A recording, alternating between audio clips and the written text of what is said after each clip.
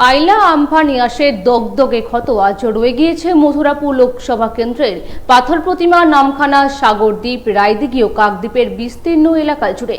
আবারও নামখানার বিস্তীর্ণ এলাকা জুড়ে নদী বাঁধে দেখা গেল বড় সড় ফাটল, আর জানিয়ে রীতিমতো আতঙ্কে এলাকাবাসী। এখানে বাঁধ মেরামতির জন্য সরকারের কোনো পরিকল্পনা নেই, কিন্তু কেন্দ্র সরকার সবসময় টাকা পাঠাচ্ছে কন্টিনিউ, কিন্তু সেই টাকাটা তৃণমূলের নেতা নেত্রী এবং তাদের আত্মীয় স্বজনদের পকেটে চলে যাচ্ছে।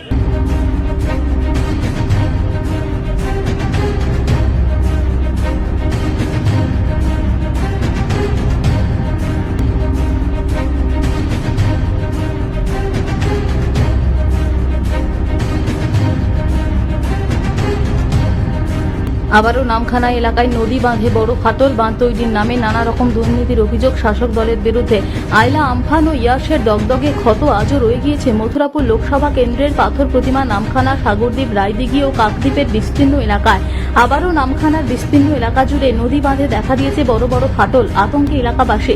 পূর্ণিমা অমাবস্যার কোটাল সহ বর্ষার 3 মাস নদী এবং সমুদ্র বাঁধে ফাটল ও ভাঙনের জেরে অনেক সময় এলাকায় নোনা জল ঢুকে ক্ষতি হয় কাঁচা বাড়ি, চাষের জমি, সবজি বাগান, মাছ চাষের পুকুর। সুন্দরবনবাসীদের অভিযোগ, ভোট এলেই বাঁধ তৈরি নিয়ে হাজারো প্রতিশ্রুতি দেয় শাসক দলের নেতারা, আর ভোট ফুরলেই যেই কে সেই। আর ভাঙন আটকাতে বাঁশ ও কাঠের রেলিং দিয়ে মাটির বাঁধ নির্মাণ করা হয়, তা খুবই নিম্নমানের। নামখানা কাকদ্বীপ এই সমস্ত ব্লকের অনেক জায়গায় নদী বাঁধের সমস্যা রয়েছে। সেই সমস্যাটা নিয়ে আজকে এমন একটা পরিস্থিতি তৈরি হয়ে গেছে যে মনে হচ্ছে যেন কোনো টাকা কোনোদিন আসে না।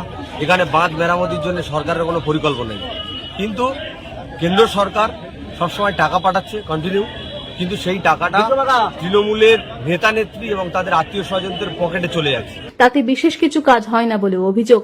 মাটির বাঁধ নির্মাণে দুর্নীতির অভিযোগ তুলে গত কয়েক বছর ধরে স্থায়ী কংক্রিটের বাঁধ তৈরির দাবি জানিয়ে আসছেন উপকূলের বাসিন্দারা, কিন্তু তাদের দাবি কেউ কোনো রকম কর্ণপাত করে না। আর তাই নির্বাচনের মুখে বেহাল নদী ও সমুদ্র বাঁধের ভাঙন সমস্যার পাশাপাশি তৃণমূল নেতাদের দুর্নীতির অভিযোগ তুলে সরব হয়েছে বিরোধীরা। আইলার সময় যে টাকা এসেছিল সেই টাকা ফেরত চলে গেছে। একদিকে সাগর, নামখানা, পাথর প্রতিমা, কাকদ্বীপ, রায়দিঘি সমস্ত কিছু নদীবাঁধ, মাটির নদীবাঁধ।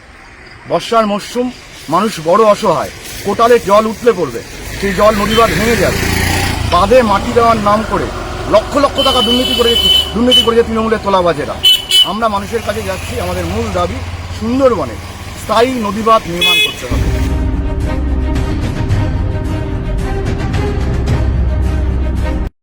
এখানে বাঁধ মেরামতির জন্য সরকারের কোনো পরিকল্পনা নেই, কিন্তু কেন্দ্র সরকার সবসময় টাকা পাঠাচ্ছে কন্টিনিউ, কিন্তু সেই টাকাটা তৃণমূলের নেতা নেত্রী এবং তাদের আত্মীয় স্বজনদের পকেটে চলে যাচ্ছে। হতে পারে বলেই রাজনৈতিক মহলের একাংশের ধারণা।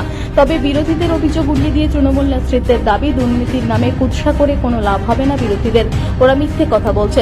সুন্দরবন জুড়ে সমস্ত নদী ও সমুদ্র বাঁধ স্থায়ী করা হয়েছে।